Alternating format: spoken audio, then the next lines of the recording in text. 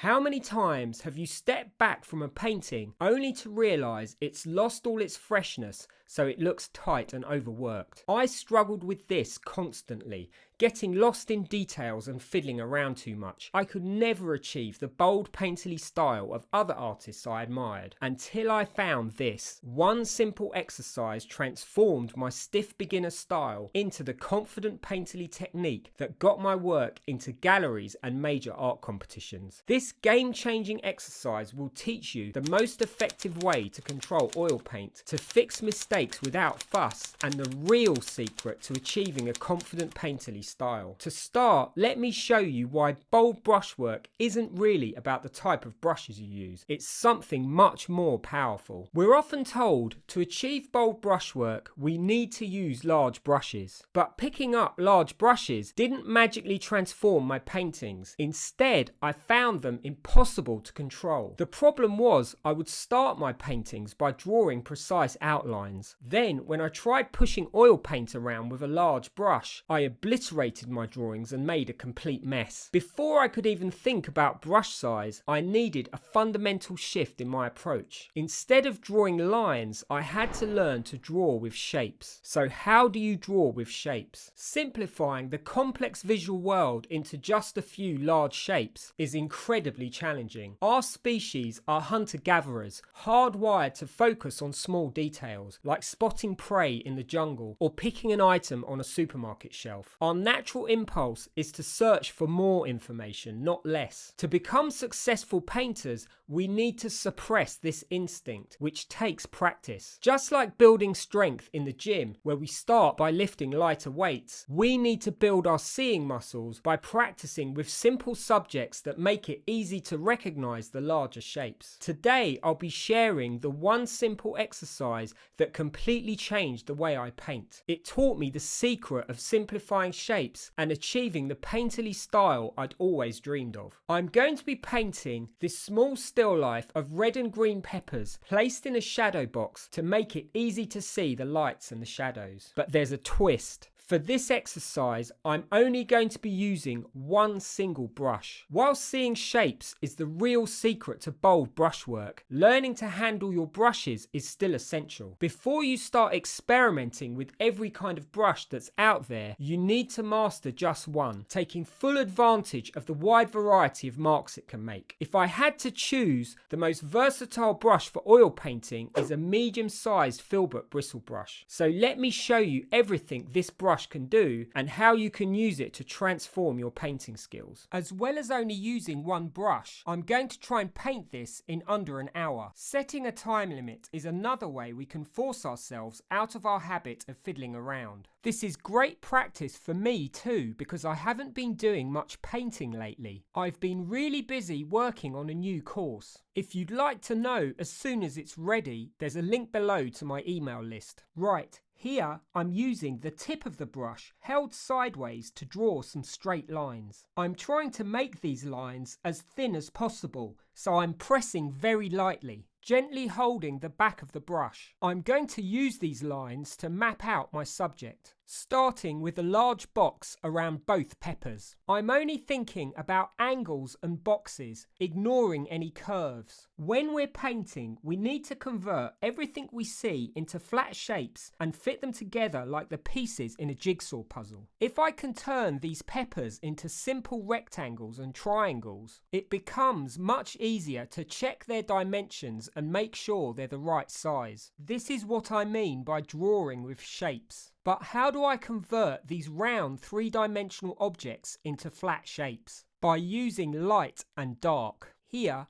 I'm wiping away the main light shapes on the peppers and the foreground with some paper towel dipped in solvent. Then here, I'm painting the shadows of the peppers and the background with the same dark colour, using the flat side of my brush to scumble over a thin layer of transparent oxide red. By reducing everything into just two main tones, we make all the complex colours much more manageable. But these peppers are lit to clearly show the lights and the shadows. Portraits and landscapes will have a myriad of tones with more subtle differences. Simplifying them all into just a few becomes much harder. That's why starting with simple subjects is so important, to master the fundamentals of light and dark before tackling more complicated subjects. Next, I'm loading my brush with some pure cadmium red, which I'm using to place one of the brightest colours that I see, the light side of the red pepper. Now, because I'm only using one brush, every time I mix a new colour, I need to make sure that it's clean. First, I'm wiping off the excess paint with some paper towel. I'm then cleaning the brush by dipping it in some solvent. Finally, I'm drying off the solvent, as I don't want any getting mixed into the paint and making a mess. I'm going to use this clean brush to mix a colour for the green pepper, made with Viridian, cadmium yellow and a tiny amount of yellow ochre. I'm starting with the brightest, most intense part of the pepper, which I see furthest to the left. The colour then becomes more neutral, so here I'm mixing a less intense green, made with yellow ochre and ultramarine, which I'm using to mass in the rest of the pepper.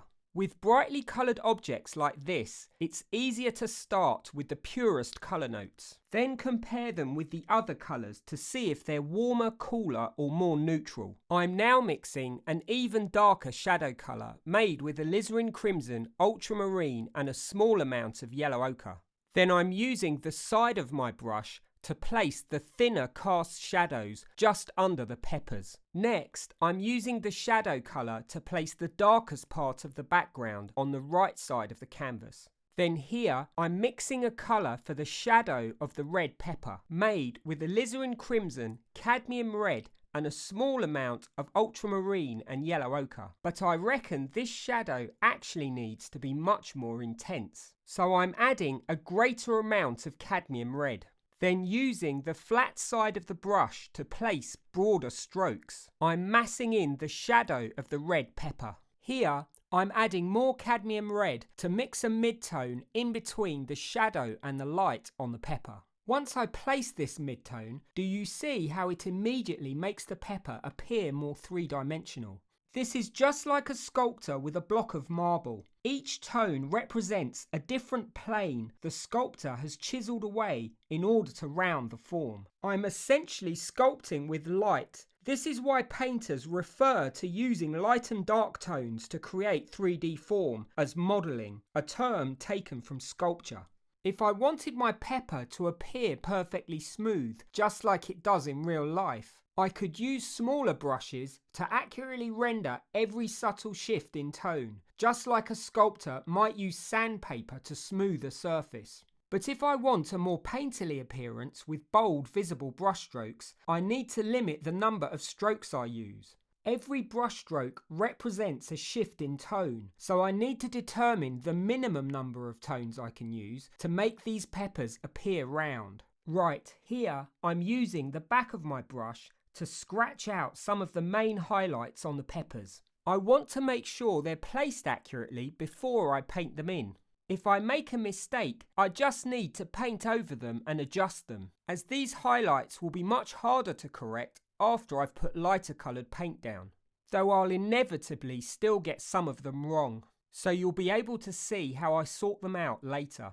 Here, I'm scratching out the stem of the green pepper, making sure it's the correct distance from the larger highlight just above it. Then here I'm mixing a mid-tone in between the shadow and the light on the green pepper, which I'm using to round the form between the side of the pepper and the shadow at the top. As I said before, three-dimensional form is a function of light and dark. So if you only want to practice modelling and brushwork, you could do this exercise in monochrome. But there's a reason I decided to use colour for this particular demo, which I'll explain later. But first, I'm going to mix a darker version of my grey foreground colour, which I'm going to use to mass in the darker part of the foreground just to the left of the green pepper, where it's in shadow. Then here I'm placing a small cast shadow that I see in the foreground just below the green pepper. The edge at the bottom of this shadow is quite firm, so here I'm carving it out with some of the lighter foreground colour. But as it moves further to the left, the the edge of the shadow becomes more diffused. In order to soften it, I'm painting some of the foreground colour back into the shadow. This is why these filbert brushes are great, because their rounded ends give you much greater control of the edges. If you press hard, you'll get a firmer edge, while pressing gently will give you softer edges. Right. Here I'm placing some of the darker foreground colour along the edge between the background and the foreground on the right. Now I'm mixing a mid-tone in between the darker and lighter foreground colours. Then I'm placing another subtle shift in tone where the dark background fades into the foreground. So I'm using 2 steps in tone where the dark meets the light to create a softer gradation. You'll sometimes hear painters refer to these steps in tone as tiles, like the tiling in a mosaic. If you want to achieve painterly visible brushwork, this can be a very useful way of thinking about shifts in tone, with each tile or step in tone represented by a separate brushstroke. I'm now starting to refine the green pepper. This is the trickiest part of the painting, not only because of the subtle colour shifts, but also the variety of hard and soft edges. Here I'm mixing a warm brown colour made with transparent oxide red and yellow ochre, which I'm placing along the edge at the top of the red pepper. When I squint, it appears to completely merge with the green pepper.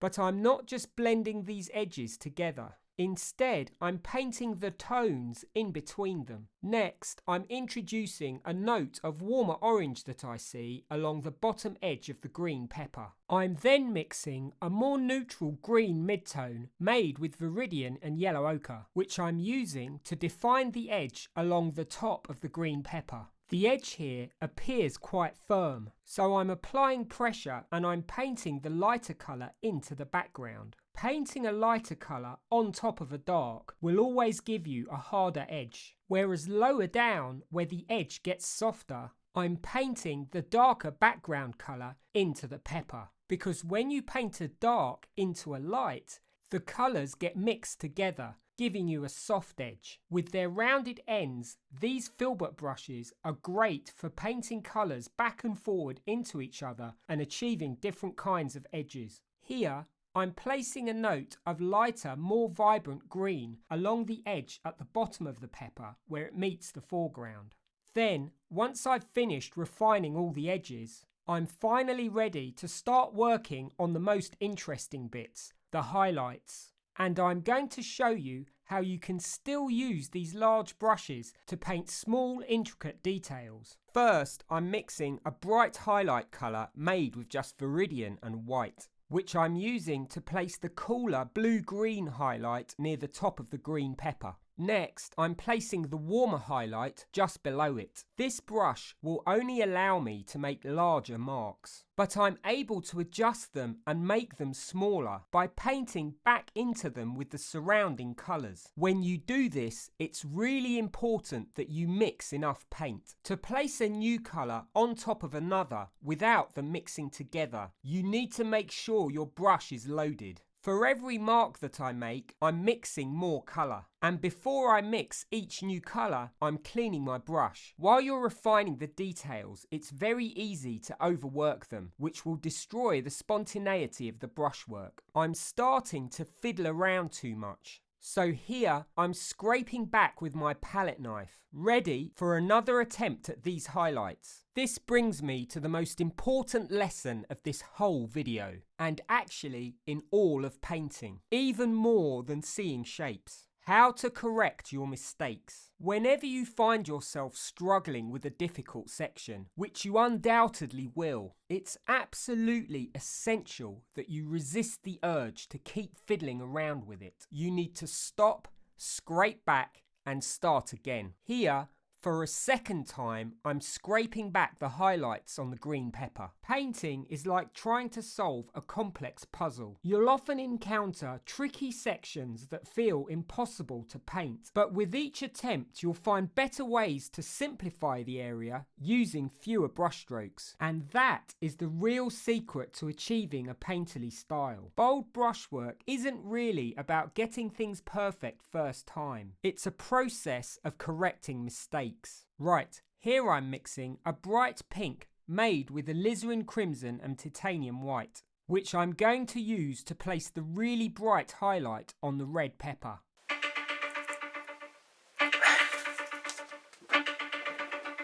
My alarm just went off, so it's been an hour, but I'll keep going a bit longer to finish off the last few details. Even though I set myself a time limit, I've been working slowly and deliberately. The old saying, less haste, more speed, definitely applies to painting. Whenever I rush, I always end up overworking and fiddling around. Remember, a painting may take hours, days, or weeks, but only a fraction of that time should be spent on the brushstrokes you actually see in the finished piece. Here is a carefully placed brushstroke for the bright green stem of the green pepper. Next, I'm using a darker green to place the stem of the red pepper. Using just one large brush forces you to be deliberate and prevents you from fiddling around, which makes this such a valuable exercise, even if you normally use smaller brushes and prefer a more refined style of painting. If your main goal is to focus on brushwork, you can simplify this even further by working in monochrome. But earlier I mentioned there was a reason I chose to do this in colour.